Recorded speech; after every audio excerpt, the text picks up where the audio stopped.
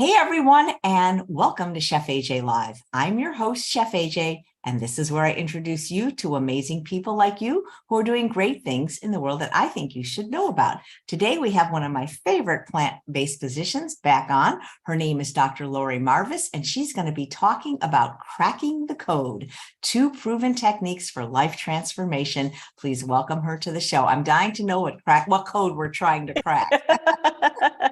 I think just being consistent, but thank you for having me. It's always a joy to be here. Oh, absolutely. It's been far too long. You always make me laugh. Yes, ma'am. Cracking the code, people. All right. Shall we get started? I can share or... Oh, yeah. If you want to jump in, Okay. if maybe somebody is watching this that doesn't know you. So maybe tell people who you are. Sure, absolutely. So thank you for having me. I'm Dr. Laurie Marbas, and I am a lifestyle and family medicine physician, board certified in both.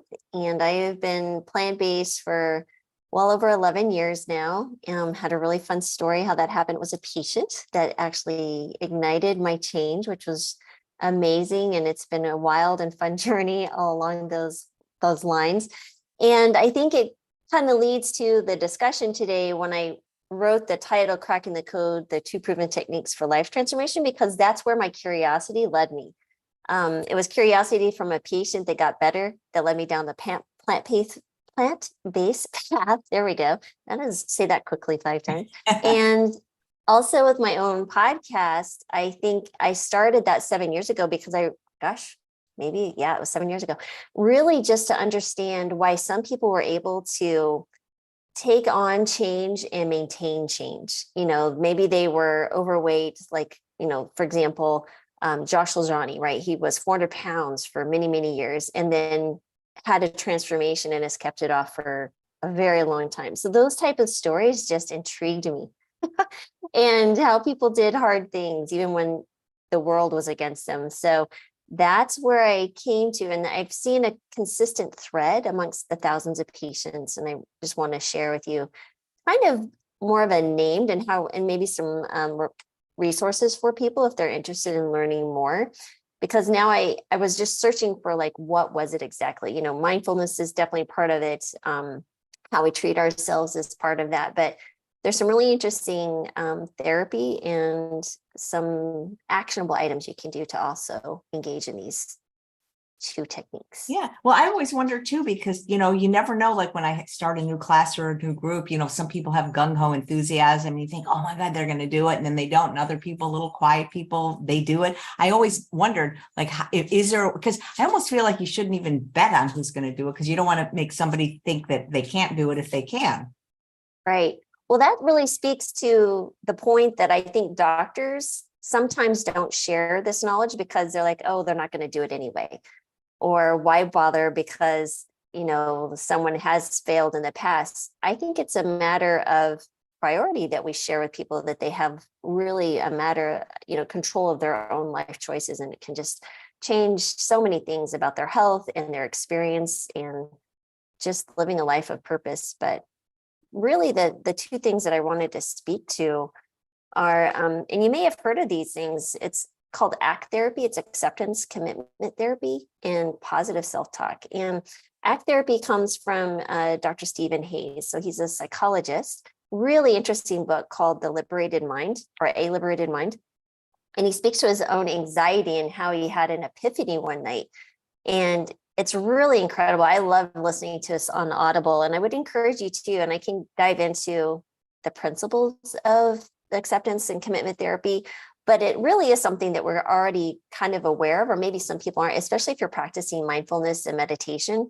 For me, it's a matter of looking at people and going, there's just some peaceful people, right? They could go through the most horrendous experience, but they just remain peaceful and kind of calm and joyful. And I was always intrigued by those folks. And then in addition to that was Dr. Shad Helmstetter, his work on positive self-talk. And it's really a matter of not just trying to encourage yourself and speak affirmations, but it's giving yourself a different language, understanding that we can reprogram how we speak to ourselves, because sometimes when we come out of, let's say, trauma in childhood or very difficult situations where we didn't have positive influences when we were younger, we don't know how to speak to ourselves. And our language needs some upgrading, right? So it's almost like you're putting in new software. And he has some really cool things, but his book called What to Say When You Talk to Yourself is amazing.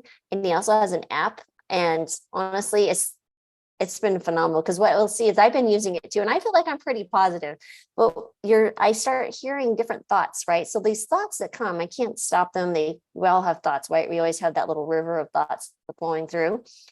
But if you start listening, even if you're exercising and if it's off on the side, like while you're getting ready in the day, you really start understanding how you speak to yourself differently. And if those thoughts that bubble up are different and they have a different, I would say, almost value. It's really fascinating. Yeah. Nice. Yeah. So I think the really important thing here to understand with the ACT therapy, and if anyone has any examples of this, I can kind of speak to it, give you an example once I just kind of go through there's some core principles, is acceptance, right? So it really encourages you to acknowledge and embrace your emotions, right? Because I think many of us turn away from emotions, especially anxiety and fear, because we don't want to deal with them. We do hard things every single day. And I think people don't give themselves enough credit that they can actually take on tough things. Like maybe it is, changing your diet and when nobody else is standing there with you. We've seen people do, again, parenting or take on a challenging job. It really is understanding that you can embrace the emotions of fear and stress and learn from them and feel comfortable with them. And that's where I think one characteristic of people who are really successful is that they embrace and understand this is going to be difficult, but it's worth it at the end. Because when I get to one of these other principles, values is really, really key here. The other part of this is really in what they call diffusion. It's basically when you are detaching yourself from these emotions. When I first heard about this, it was really in this mindfulness. And so last year I went, I sold plant-based telehealth, starting a new business, moving across country, and it was really stressful. And a friend of mine recommended the Surrender Experiment by Michael Singer. And it was the first time that I understood that I'm not my thoughts, right? Because I could say I'm a pink elephant. I understand I'm not a pink elephant, but it's like you're an observer of your thoughts. And those thoughts I don't have to engage with. I think that was the power. And reading his story was so incredible. So I would really encourage anyone who really is going through a trying time that there's another way to approach this. And it takes time, right? It's practice. It's like a muscle. But the diffusion and the mindfulness piece is so important. And it's just a joy to watch people understand the power they have within this organ between their ears, right? This 3-pound organ really is the key to your success. It's not, urges and cravings. It's really just how you engage with these things, these emotions and these thoughts. But anyway, and then it comes back to mindfulness, being present the here and now. There's different things you can do to practice mindfulness throughout the day. Those little practices are really amazing. I struggle because I have ADD mind. I don't have ADD, but I have type A head. Like I'm always thinking about different things, and just small incremental mindfulness practices through the day are really important for me. And I think walking, for example, and just looking at nature and being aware of the trees and how the wind is moving, or the little bird that just flew in, just looking at or the smells and the wind against your skin, that's a mindfulness practice, right? So there's different types of mindfulness. And then what they also encourage is called self as context. So this is where you develop a sense of self beyond your thoughts and experiences and feelings. That again gets to that mindfulness, and like you're an observer of the thoughts and the feelings that are occurring. But the really important one, I think, is really, besides the mindfulness piece, is values clarification. Oh my goodness. So if we can look at decisions in our life and we base them on our values, that's when we can do the hard things, right? So instead of looking at a goal, like let's say I want to run a half marathon, I want to lose 20 pounds, I want to do whatever, eat a whole food plant-based diet. Because I think we, at least for me, when I see them engage with just goals, anytime they fall short, it's really easy to go back to judgment and shame and thinking that we're never going to succeed. But that's where, we talk about this as a journey. But I think it's when you say, why do I want to lose the 20 pounds? Why do I want to eat a plant-based diet? They say, I want to be healthy. I'm like, well, why do you want to be healthy? Right? I know why I want to be healthy. It's because I want to live a life unheated or I'm not able, there's no obstacles that I can't obtain. So example, let's say that for my family, if my kids want to go hiking, I want to be able to go hiking with them. So for me, my truest value, my most important value to me is family. So everything that I do, I think in service of that value. And so when I exercise or when I eat a whole food plant-based diet, I understand that I will be in the healthiest place I can to spend time with my family and engage in activities that have so much more meaning to me. It's never the present or the physical present that I get at Christmas. It's the experience of Christmas, for example, or it's the experience of a travel and the time that I spend with my family or the conversations that I have. I want to be fully engaged in it. And I know everything that I do to improve my health leads to that. I hope that makes sense. And then really it's a matter of committing action, right? So once you've understand your value, and then is there actions that you can do to lead you to goals that really amplify that value? And that is really the important piece here. But the self-talk also comes along the side with it because it helps you with that flexibility, that psychological flexibility, where we can understand that we can speak to ourselves differently, we can have different thoughts. And then when we're learning this new language, it's not as hard, right? We're learning a new positive mindset. But that is really the core of what I've seen with patients, is that they've really hooked on to the value of why they're doing something. And then it makes it easy to do the hard work, and they start speaking to themselves differently. And I will tell you, that is a common thread over years and years of just thinking back of my experience with patients. And it's such a beautiful journey to see someone travel. Yeah, that's the big piece there, I think. Nice. But Were you sharing some slides today? I don't have any slides. I didn't want to bore anyone with slides. I think, it's a lot of words. And I think more importantly for people is to really think about maybe some of the books that I'd recommended, because there's a lot of story elements to these books. And I think people will really be able to understand the stories and maybe feel like there's some compatibility in their own life. They'll recognize that maybe that story within their own selves. But Living Untethered by Michael Singer is another good one. But honestly, A Liberated Mind, What to Say When You Talk to Yourself, The Surrender Experiment. And I would start honestly at The Surrender Experiment because it's so powerful. His story should make a movie. So Wow. it's pretty amazing. I tried to get him on my podcast, but apparently he doesn't do any type of online stuff. So I really want to make a trip out to Florida where he lives to say hi, because I feel like he really impacted my own life and really how I talk to patients when they're struggling. Maybe you could give for the show notes the resources of the books you recommend. Yes, I will definitely send that to you. Nice. Well, do you want to just take regular questions from the chat that people please, have? absolutely. Okay. Well, let's just, I do have some that were sent in, but I don't want to miss the ones in the chat. So let's see what we have there. I saw one. Where did it go? Okay. Christian says, how do vegans get vitamin B12, creatine, and carnosine, and vitamin D3 and DHA and heme iron and taurine? Oh my. Okay. So now we're going deep into the questions on the micronutrients, which is interesting. So I'd like to start with B12 because I think B12 is really key to understand. I have had discussions with patients who have been plant-based vegan for many years and ignored B12, right? Or they thought that they could get it only from Nutritionals. The problem, if we just do like fortified foods, we're not sure how much we're consuming on a regular basis versus a supplement. And I think the one supplement that I do recommend patients take is B12 on a regular basis, because B12 can have serious long-term permanent issues if you're in a deficient state. You can have nerve damage that's serious. And so people feel fatigued, they can become anemic and some other things. So the best thing to do is actually measure. My good friend, Dr. Joel Kahn, he's like, test, don't guess, right? So the things I would encourage you to measure would be B12, methylmalonic acid, that's or MMA for short, and homocysteine. And when you have those three, when you're looking at your B12, you want to try and keep it above 500.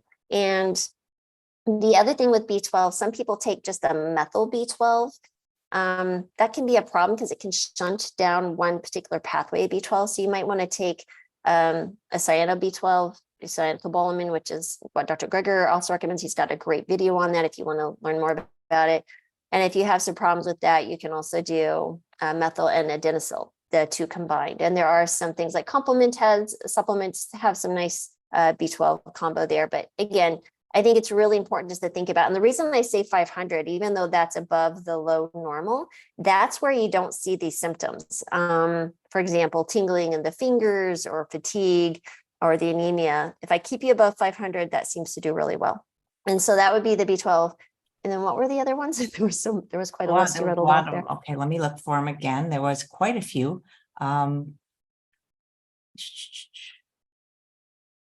Okay, sorry, I scrolled. Vitamin D. Okay, so it was B12, creatinine, carnosine, vitamin D3, DHA, heme iron, and taurine. Okay, as far as your vitamin D, just getting out in the sun, especially in the summer, 10-15 minutes where the sun is on your skin without any type of sunscreen is important. And again, this goes back to testing and don't guess, because vitamin D is a fat soluble vitamin. So it can actually be harbored in your fat cells and it can become toxic. And now it's rare, but you just don't feel well. And so as long as you're above 30, you're good. Sometimes folks who live at a higher latitude, meaning there's a little less sunshine, especially in the winter months, or they're not outside, you might want to take a supplement. And again, I would test it and determine what your ideal levels are. The it's important for your immune system function. It's also important for bone health. And it can have some interesting effects on mood that I've had with patients in fatigue. So these are just anecdotal patient stories, but I think they're pretty powerful. And when you see the change in the response. Now, as far as you're looking at other things like a specific amino acids or something like that, I would say as long as you're eating a wide variety of foods, especially in the bean category, whole grains, we're looking at non-starchy vegetables and starchy vegetables and fruits, and then have a nice, regular source of nuts and seeds that maybe just a quarter cup, as long as you're not trying to deal with like either type of food addiction or weight loss. That can be where you can actually get a variety of things like the omegas, the ALA, which is a short chain fatty acid, which comes from things like ground flaxseed or walnuts or something like that. That's important for brain health. It's good for heart health, but those will convert to the long chain fatty acids. And so if anything, I would definitely look to utilize some type of nutrients in a wide variety. It looks like Chef AJ is not feeling well, so we are just going to keep on talking. And the other things that she had mentioned were some of, like I said, the micronutrients, the amino acids. Again, this comes to, you don't have to pair particular foods as long as you're consuming foods that are wide variety of colors and the different categories, so fruits, veggies, legumes, lentils, things like that, and excuse me, nuts and seeds. You're going to get all the amino acids that you need. Now, the other important thing here that sometimes people ask about is whether or not they're getting enough protein. So as long as you're consuming enough calories to maintain a healthy weight, for the majority, you should be able to get enough protein. However, I do see some problems with some people. They don't particularly like beans or legumes. It's really interesting. Or they want to avoid tofu or, soy products, either because of an allergy or they've heard something and have, preferences and don't like it. I think you have to be a little bit careful in those aspects when you're excluding even further than just a plant-based diet. So I think it's important there, again, to maybe do a food diary and calculate probably about one gram per kilo, which is 2.2 pounds. I would say that would be your minimum that you want to probably reach. As we get older, also, we might need a little bit more protein to maintain our muscle mass. You know, after turning 50 a few years ago, I'll be 53 in October. I really understand the importance of maintaining muscle mass, because you just start thinking about things. It's a body gets older and it takes a little bit more work to maintain what was easier 10 or 20 years ago. And I hope AJ's feeling better, but we'll continue. And I don't see questions on here, but I will go to some of the more common questions that I get from folks is, of course, the protein piece, the supplemental piece, which again, I think UB12 is absolutely the most critical supplement that you need to take on a regular basis. And, you know, one of the questions, I was just in Dallas recently, and they did a showing of the documentary that I was in called From Food to Freedom, and which was made by Nelson Campbell, T. Colin Campbell's son from Plant Pure. It was such a fun thing. And so what we did is we took 8 patients and we lived in a house together for 10 days. And Kim and another chef, Kim Campbell, were gracious enough to feed us amazing food. We checked labs before and after, and 6 of these 8 patients were insulin dependent diabetics. And let's see, I think we're into day 3 or 4. We had majority of them were off their insulin. The other 2, let's see, I think one decreased it by 60% by day 4, day 3, day 4. The other was 95%. And by the end, again, those 4 remained off their insulin. The other 2 continue to have lower needs. And okay, AJ, are you feeling okay? Well, in full disclosure, this has never happened in 1,606 episodes, but I got nauseous and I just threw up. Okay. Do we need to go on to, are you need to go? No, okay? that's why I was hoping there was slides. I apologize, but it was no problem. Not to get too graphic. I didn't have any food yet, so it was just yellow. I guess you call that bile. So yes. Okay. maybe tell me what I should do. I'm not going to go to the emergency room. Can you get me? No. Boy, that's weird. You know, I always think about, like, what do people do? Like, let's say if they were a live performer, which I am in a way, you know, like a singer, but I just so I don't want you to take it personally, but I got really nauseous and yeah, you weren't quite yourself. I could tell something was off a little bit. So I hope you're okay. Just maybe we could talk afterwards and make sure. No, I'm sure I'm going to be fine, but that was really quite embarrassing, but thank goodness you saw the chat, but I'm feeling a lot better. Okay. Yeah. I was just talking about the documentary that we were in. Okay. You were talking about the documentary, by the way. That was one. How long did you have to live in that house? It was 10 days total of filming. It was really funny because, you know, I'd never been in a documentary, but you're in your bedroom, right? And you're like, okay, do I look put together enough so that the moment I walk out, there's going to be a camera and forever filming something. You never know what's going to make the cut. And they literally filmed this from the moment we got up to evening, and for 10 solid days. And I don't know how these guys take all of that hours and hours of film and make such a cool story, but it was really awesome. And I love the fact that they went back at 6 months to see how of the 8, 4 of them continued down the path and 4 of them struggled and fell back into old habits. And I think honestly, it really goes back to kind of what I was speaking to in the very beginning, right? Because if you can put this into a value place, right, that's where they go back to their real lives, and they were able to conquer all the hard things they had to do in order to stay and maintain the path. And the wonderful thing is their health continued to improve, and they got to enjoy, you know, having more energy and engaging in activities, especially the young gentleman who, you know, went off to college. And if you can do this in a college dorm, you can do it anywhere. The stuff you were talking about at the beginning, like, could that have been applied if you had known that? Maybe you did know that then, but didn't use it in the film. Could that have been applied to the participants? Absolutely. I mean, I understood it to some degree, but this was filmed almost 2 years ago, right? A year and a half ago in October. I actually turned 51. I had my birthday with these guys. So we had a nice little celebration on my 51st birthday with them.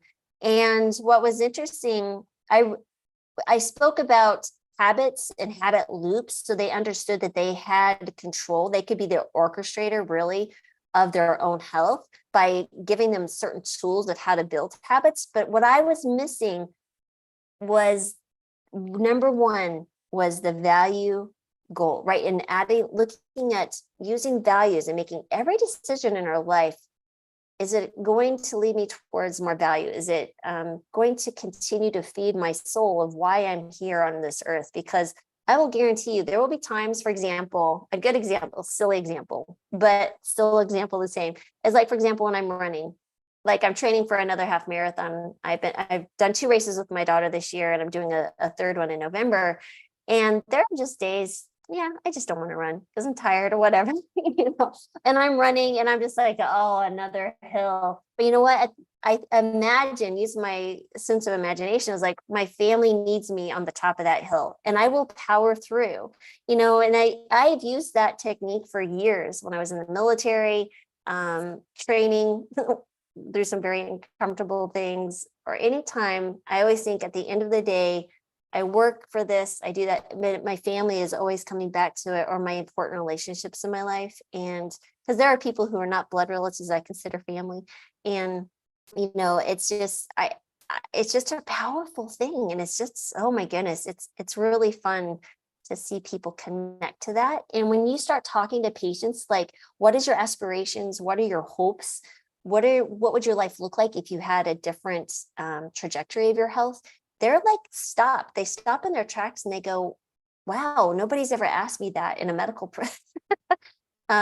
in a medical appointment before, because it just changes the conversation and it allows them to explore the possibility that they have the strength and the ability to change their lives differently than what's got them to the point of illness. And I think it's just fabulous. It tickles me.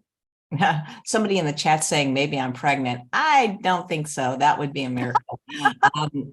So are you wearing 2 smartwatches? Because Aaron's asking, if so, why? Oh, I am wearing my Apple Watch, which, does my day-to-day tracking which I utilize a lot for this number of steps. If I have a text message, I'm connected again with my family, making sure they're meeting their goals, because we kind of run off each other.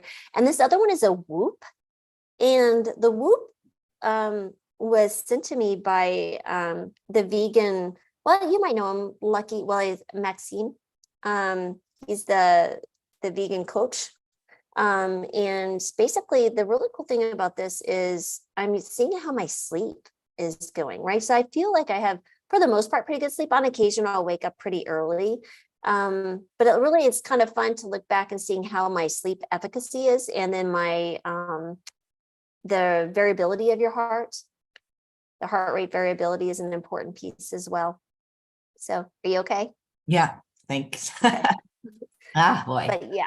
There's a question from Marion. Is too much B12 dangerous? Doctor told me to cut down on supplement as it was too high in routine blood test, was taking 2,000, looks like milligrams or micrograms per week, 63-year-old female, whole food, plant-based. Interesting.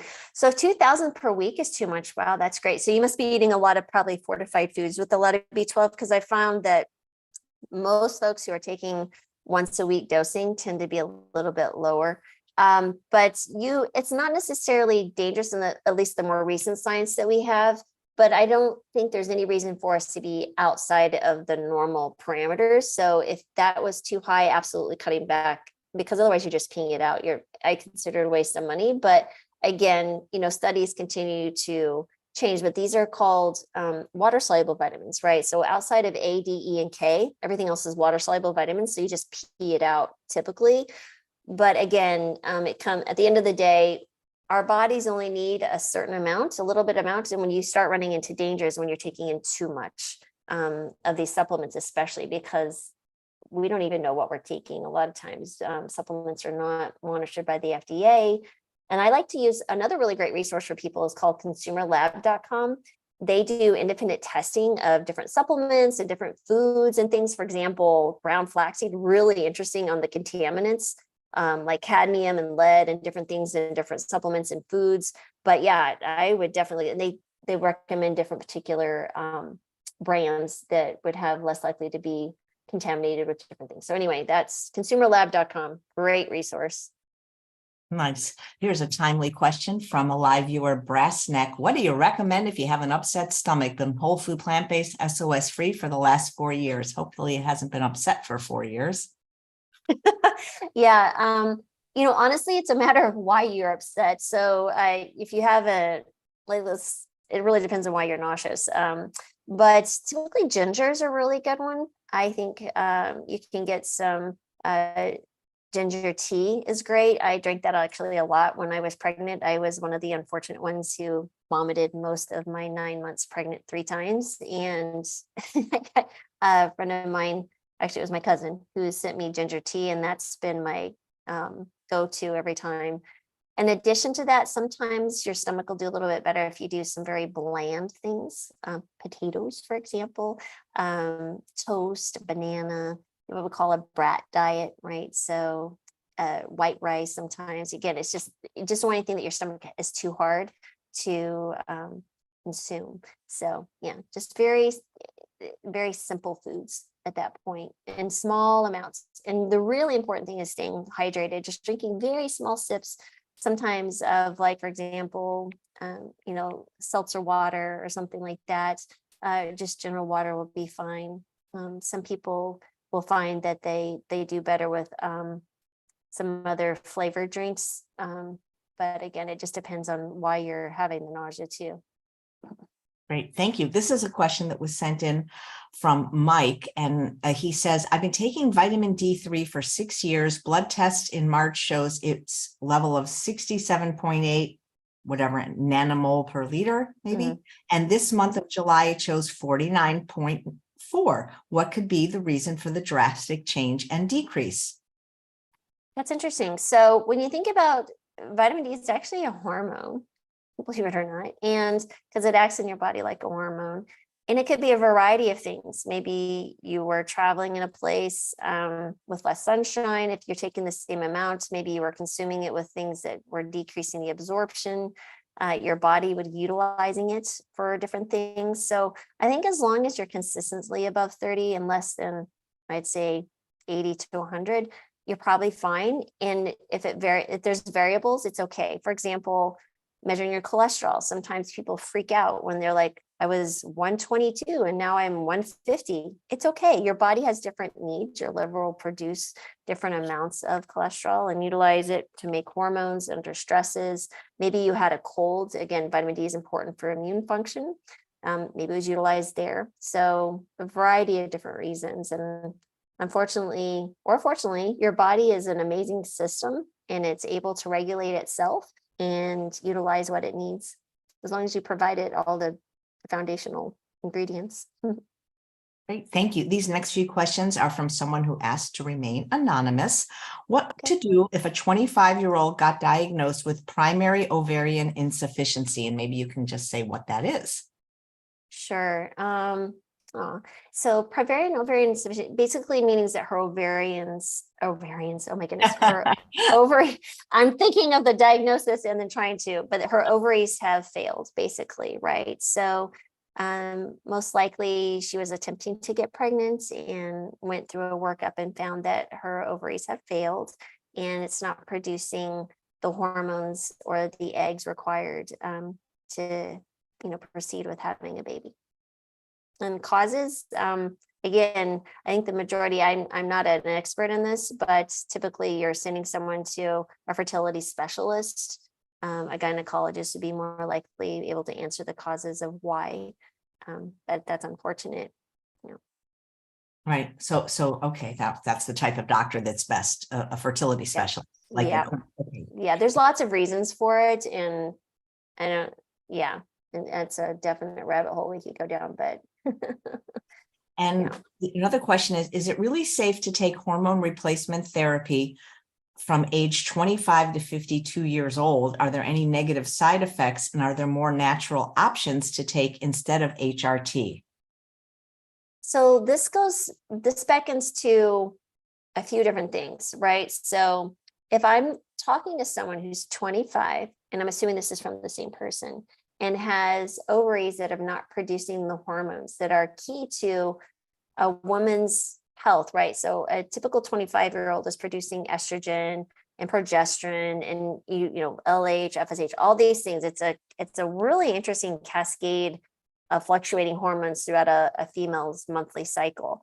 It's really important that they do replace those hormones and that they're measured regularly to make sure that you're within the physiologic amounts, because if you don't, you're at higher risk for some things, and especially your bone health, heart health. And yeah, it's just really important that you consume that. Now, then if you hit around the age 50, right? So this is the onset of menopause.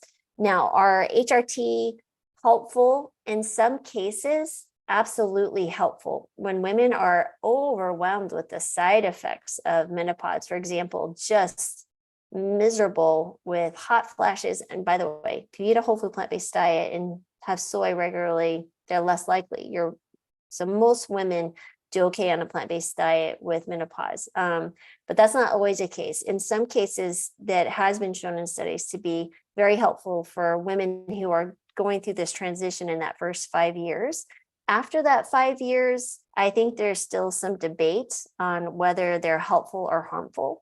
And I think the important thing is to remember menopause is a state of a normal female human's life cycle. And so as long as we can, help women eat a healthier diet and, include, I would say, phytoestrogen sources like these soy products like tofu, tempeh, soybeans, edamame, those things, you will have less severe menopausal symptoms. And I speak to my own experience. In this interesting transition phase in my life, so I'm still perimenopausal. I'm not having hot flashes. I'm doing great. But the piece to it is understanding this is an individual decision, and you have to look at that particular person's symptoms and how they feel about HRT. I certainly would never push HRT, but if someone came to me asking me, should they use it? I would say, well, here are all the options, and here are the risk, and here are the known risk and known benefits, and make that decision together. So I don't feel like there's an absolute right or wrong choice here. Again, it goes back to having an informed discussion with patients and really just following to what's, again, making a decision based on their values. What is their value? Is it, I just want to do normal, natural occurring things, and if that requires a little suffering with some menopausal symptoms, so be it. But I think it's important that 25 to 50 year age, I would say that's really important, because there are going to be some long-term negative consequences for not replacing those very important hormones that we normally have at that young age. Hope that helps. Thank you. You're going to love this question because it kind of ties in what you were talking about at the beginning. Maybe I should have asked it at the beginning. And this is from Marsha. How do you get started? I'm 71 and just cannot get started with whole food plant-based eating. I will do good for a couple of days, then fall completely off. I'm married and my husband does not eat whole food plant-based, and I know this is an issue. I do put his food in separate areas. What simple steps can you give to get out of the gate? I will tell you, it's a great question.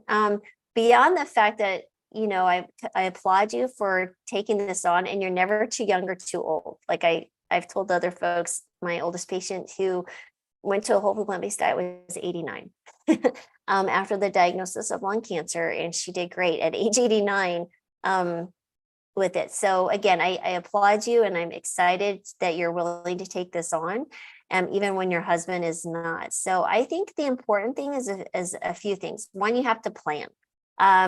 And when you look at planning, it's a matter of, like AJ, I've used the thing you always said, if it's in your house, it's in your mouth. And I love that you're keeping that food separate from you and what you're not wanting to consume. But I would go, well, when you're planning, why do you keep falling back? You say you go for a few days and then you fall back. Is it because you're creating the meals for your husband? Can you not make his own meals? Can you order your own meals and or order meals just for your husband? Like, there's different ways to look at, but what are the obstacles that keep tripping you up? And then plan how to overcome them. And when you do this, but if you go back to why are you wanting to do this? Ask yourself why. Is it because you're wanting to reverse disease? Is it because you want to feel better? Is it because now you have grandchildren and you're noticing that you're not able to keep up with them? Is there some big trip? Again, what does that big value? And just keep asking, getting to the deeper reason of why. So if it's a matter of, okay, I want to spend more time with my grandkids. Okay, what happens when you spend more time with your kids? What does that look like? Try to be as specific as possible. Is it, I want to be able to hike a trail with them. I want to travel with them to Italy on an amazing family trip. It doesn't matter. Whatever that why is for you, that'll help you when you get to that obstacle and you have a choice. That obstacle is, tripped you up before, or you have a different choice today to, like, you know what, I've made a plan. I can see where I tripped up before. I have a plan, and I know if I execute it, I will get over this obstacle. And then remember, what was that value? What was that reason that you made this plan to begin with? Why you keep coming back to it? And I want you to imagine, if it's the grandkids or if it's a trip or whatever it is, on the other side of that obstacle is you aligned with your values of why you've made that decision, because that's where you can make that hard decision in the moment. When you're faced with whether I'm going to stay on this because I've done it for the last, let's say, 3 days, but this obstacle keeps coming up, sit back and just ask some questions. Don't run away from it. Don't try to fight it. Just look into it and say, okay, why do you keep presenting a difficult decision for me? And just, again, go back to which decision fits into my values, right? And I think this gets really simple at that point. It's either a yes, this does, or a no, it doesn't. And then I feel it gives you power, right? It gives you resilience and flexibility, and knowing that you have little control over your destiny because you have the power and the control of a decision. It's a simple, I can engage in this or not. And, but the value will pull you towards the better decision. At least that's, maybe I'm not explaining it the best, but I feel like that's the core of the issue here. And then it's a matter of coming up with recipes that you can eat on a regular basis. Maybe it's doing batch cooking and creating those. So then you don't have to make the decision of, well, my husband wants this. Like, if you are going to have to continue to cook for him, you already have your food. Maybe you eat before he does, so you're not hungry when you're eating, making these foods that maybe are tripping you up. I think looking at taking your favorite recipes and putting them a healthier spin on a plant-based way was also another thing, so you don't feel like you're depriving yourself. So again, looking at the problem, finding some solutions that keep tripping you up, and then placing some value on the decision of why you're pursuing a whole food plant-based diet. That sounds great. And if she wanted to work with you, you work with people. I've been posting the link Yes. Right, both in the chat and in the show notes. Thank you. So I'm at drmarbas.com. I have several ways of engaging with me. I'm starting a very small concierge practice. I'm only going to take a few patients, and it is filling up, which is really fun. And I just really enjoy working with patients. The other thing that we're doing is a very low cost membership and I'm partnering with Brittany Giroudi, and we're calling it the Healing Kitchen. So we're meeting every Wednesday, actually starting today. And basically, we're going to spend an hour together at 7 p.m. Eastern Standard Time, 4 p.m. on the Pacific side. And half hour, she sends out the recipes so you can cook with her the first half hour. And I'm going to cook with her too. So we'll be cooking together, and then we're going to sit down and eat our food together. And I'm going to answer medical questions. And I can see anyone across the country. I'm licensed in all 50 states and DC. So yeah, it's called the Healing Kitchen, and the link is at the drmarbas.com. And thank you for sharing that. It's going to be a lot of fun, and yeah, I can't wait. It's going to be a lot of fun, and we're going to be giving away some free gifts and stuff. So yeah, I can't wait. And we're going to also theme it around particular things. So we're going to be talking about diabetes, for example, this month, and how foods can heal you from diabetes, and understanding the context around diabetes. Because even if you don't have diabetes, we all know somebody who probably does, and the struggle is there. But yeah, and we'll be able to talking about heart health and cholesterol and hypertension and weight loss, all those things. Super excited about Right. Well, Brittany's watching live today. it. She's amazing. Yep. Okay. This is a question from Joanne Ari regarding wet macular degeneration. I've read that people with this condition need high omega-3s. Do I need to take fish oil, or is flaxseed enough? And if so, how much? Yeah, so interesting with eye health. There is some really interesting study. There's an actual, it's called AREDS. It's a supplement that you can take for macular degeneration that actually has some pretty good science behind it. So I'd actually recommend that you look into that. But you want to eat really rich omega-3 foods. So that's, again, like I had mentioned, the ground flaxseed, walnuts, but those are the short chain omega-3s. You don't have to take fish oil. You could take an algae omega-3 if you're finding that you're not getting enough. Probably around 250 to 500 milligrams daily would be ideal. And you can have your levels tested from Quest, and they call it, what is it called? The omega something. Fatty acid profile? Yes, there you go. And there is no RDA for omegas, but I do find that test is really interesting to do. And then it's a discussion point, because if it's really low and you're having symptoms of certain things, for example, I found when I increase someone's omega-3 foods, or if they start supplementing, it's some interesting things happen. You will see inflammatory markers decrease. Sometimes you'll have some residual joint discomfort resolve itself. And so again, these are all discussions around the individual patient, and happy to work with someone if they have some struggles with anything. Nice. Jesse's recommending purslane for omega-3. Have you heard of that? It's like a weed that it's called verdolago. They serve it at where I work in Mexico, and you get it's actually like it's like 4 for $1. I'm told it's the highest like green source of omega-3. It's technically a weed that grows in the sidewalk cracks, but it's actually quite tasty. Purslane? Purslane, Purslane, and in the ethnic markets, it's called verdolago. Verdolago. Yeah, it's very good. I learned about that. Is awesome.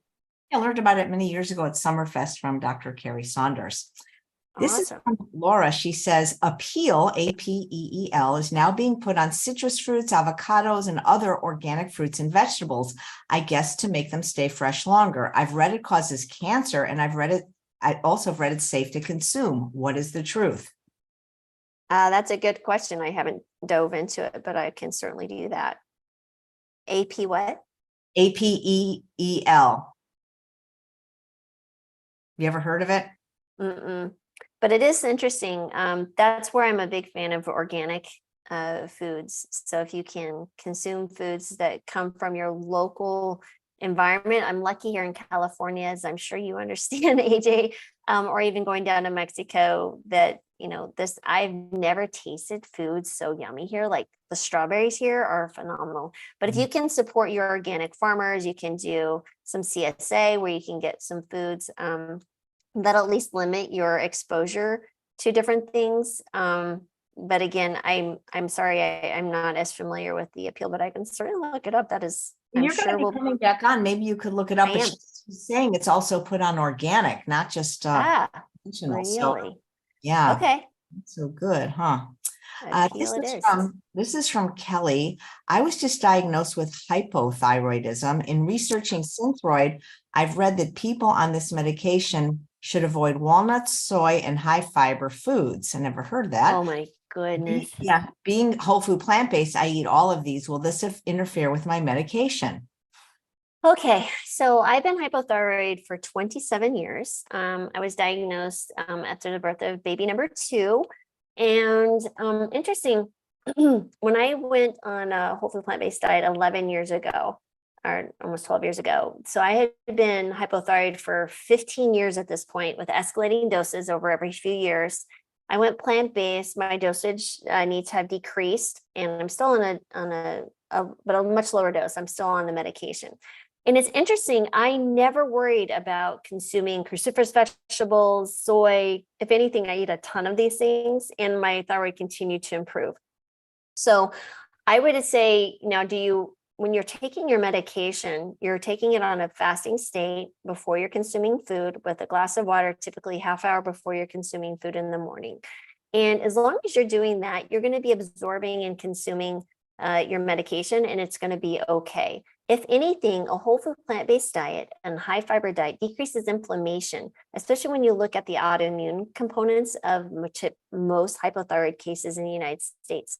So the piece that's really, really important that I need you to pay attention to, though, is if you're on a whole food plant-based diet and recently diagnosed with hypothyroidism, I need you to look at your iodine sources, because iodine can be neglected unintentionally on a salt, oil, and sugar-free diet.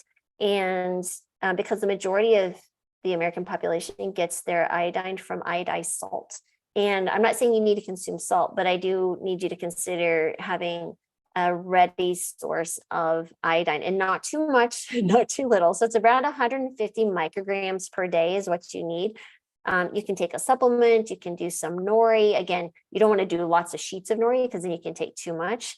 The one way, again, is test, don't guess, is to check your iodine. And it's not a blood test. Unfortunately, it's a 24-hour urine collection. That is the accurate iodine measure test, because what happens if you do the blood, the iodine levels will fluctuate through the day, but you want to check it for 24 hours. And that will be a really good indication, because I've had more than a few cases actually of my really strict plant-based eaters coming in with this new diagnosis. They're like, what is going on? I thought I was eating this healthy diet and now I have hypothyroidism. We put them on the appropriate iodine replacement, and lo and behold, their thyroid heals itself and they start producing enough hormone and they're no longer hypothyroid. So I would look at that if I was you. Great, thank you. Here's a question from a live viewer named Dawn. I've been taking complement supplements. Do you have an opinion on these? Yeah, I think complement's a great resource. So I would, again, if you're taking supplementation, but also, because they have their, I think if I remember right, it's been a second since I've looked at their particular different types of things that they were offering. They also offer personalized peel packs, so you can measure your I think you order certain tests and then they recommend specific amounts based on your test results, which is an interesting option too. But you can definitely order tests to make sure that you're not too high on the selenium. Although I've never seen anyone high on magnesium. I think magnesium's in there. They do B12, they have omegas, and they have the complementary omegas. They have the methyl and the adenosyl, I believe. Yeah, so I think complement's a great starting point. And again, if you have so many concerns, you can certainly have blood tests done, and I'm happy to order those, like I said, for anyone who's interested. That's amazing. You're all 50 states. Yes, ma'am. And DC. Wow. Does that include like Puerto Rico and the US Virgin Islands? Actually, no. Puerto Rico has their own licensing, and so does like the Samoa Islands. Yeah, so there is some additional licensing that I just haven't had any requests for patients in those areas. So certainly if I saw that there was a need, I would, look into getting those. But it's an administrative nightmare to get additional licensing. So I've got a nice little system set up now to keep everything going, and it's not cheap. It's around $10,000 a year to renew the licenses that come up for renewal each year. So again, it's not for each state, is it? No, Ew. It's usually like, think about 20 to 22 are renewed each year. But again, that's just administrative fees. And then you have malpractice, which isn't cheap for all 50 states. And luckily, I have a clean record. I've never been, praise God, sued or anything. But yeah, it's a crazy thing. And utilizing insurance is difficult. We had started a company called Mora, and unfortunately in the last few weeks, we've come to determine that we can't continue to sustain a business utilizing insurance without a ready flow of patients. And we were really struggling to get enough patients in front of us that wanted to engage with these lifestyle changes while utilizing insurance. And so we've actually closed our company. We're pivoting to other opportunities in the corporate space. But yeah, it's quite a journey. I've learned a ton. I've grown a lot. But hence why I'm starting my own concierge practice. Again, a small practice. I really want to spend a lot of time with patients. Right. If people want to join you and Brittany Giroudi's Yeah. program tonight, that just click on the website and the information will be there. Yes, ma'am. It's under the Healing Kitchen. And again, it's Brittany, myself, for an hour every Wednesday at 7 p.m. Eastern Standard Time. The events will be recorded, so if you miss them, and they will be evergreen, so you'll always have access to them. And those who join later will also have access to the earlier episodes. And we're going to be sending the recipes a week in advance, so you can go get the food and cook with us. And it's going to be basically a dinner party every Wednesday night. Thank you. Monica says, do you also see Canadians, and how many sheets of nori for ideal iodine? That's a really good question. I think I would look at because I'm assuming each one will be different. Look at the packaging, and it should say how much iodine is in and how much. Like I said, you only want to, it's a really tiny amount. It's 150 micrograms. I can see Canadian patients. I just can't prescribe medications or labs. I can give you some advice. It's more of a coaching call at that point, but I'm happy to see international patients as well. Yeah. If you have had your thyroid ablated due to Graves' disease, do you still need iodine? No, because you're going to be consuming the levothyroxine or synthroid or the L-theanine, that you'll be on a different supplementation. So yeah, no, you won't. But if you have any thyroid tissue and you are taking even levothyroxine, you still want to maximize your thyroid's ability to make its own hormone. So you need less of the medication. Because remember, the minimum amount of medication you need, the better we all are. Yep. And Layla says, what causes lethargy? I can't kick the low energy feeling I'm having. Probably a lot of. Oh my heavens. So this is interesting. I had a conversation with a patient yesterday, and we really spoke about fatigue, and she'd been more vegetarian and vegan more recently. But when you're thinking about it, and I'm assuming it was a young woman, there's a few things to consider. One, are you eating enough calories? Sometimes we really focus in on the lower calorie fruits and veggies and neglect whole grains and legumes. So consider that. How are you sleeping? Is your sleep good? Because if you're not sleeping well or giving yourself a sufficient restorative sleep, you're going to have fatigue. Are you taking your B12? Have you checked your B12? Is it in a good place? Is it above 500? The other thing to consider is, do you have heavy periods? A lot of women don't think about that. And then even if they are not anemic, when they do a CBC, which measures your hematocrit and your hemoglobin, your ferritins can be low. So think about ferritin. When you drive by the storage units, those self-storage units, think about ferritin like that. That's where you store iron.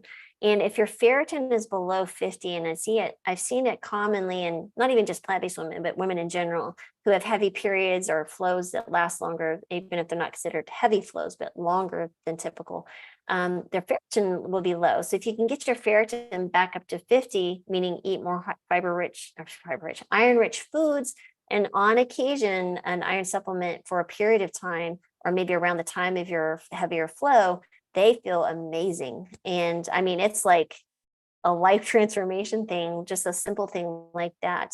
And then I would also check your thyroid. Your thyroid could be an issue. Maybe you're avoiding iodine unbeknownst and have a little bit of a thyroid issue that can cause fatigue, which can also lead to heavy periods, the low thyroid, which can also cause low thyroid. So you could have a cascade of events occurring. So those are the big ones, I think, if I'm thinking about someone who's engaging with a whole food plant-based diet. And sometimes stress, right? Stress can really mess with your mental fortitude and energy. You're just exhausted worrying about things. So again, lots of things can be, but that would be the top of my list. Nice. Well, thank you, Dr. Marbas, and I hope you have fun tonight. What are the recipes you guys are making tonight? Well, tonight's kind of, because it's our first one, we're going to just talk and meet with everyone. I'm going to do kind of a Q&A like this and introduce the concepts and take a survey of really what they want. But next week is Lebanese green beans and watermelon sorbet, all SOS free. And I'm so excited. Yes. Oh my gosh, that sounds great. Will people be able to see each other on Zoom? Yep. We have a webinar piece so you can have interactions and answer lots of questions. And yeah, it's only $20 a month. And I don't know anywhere else you can get that type of value where you've got a chef that makes incredible food with her own amazing weight loss journey, as Brittany Giroudi is just, she's an absolute delight. And then have the medical expertise as well, especially someone who's had experience seeing thousands of patients. And I can't wait. I'm honestly really excited about this evening and every Wednesday. I wish you every success, and I look forward to having you back on the show. Thank you. I really appreciate your time, and I hope you feel better. Thank you. I'm going to go lay down. Thanks all of you for watching another episode of Chef AJ Live. Please come back tomorrow at 11 a.m. with Linda Tyler making vegan mini berry cheesecakes. Take care, everyone. Bye-bye.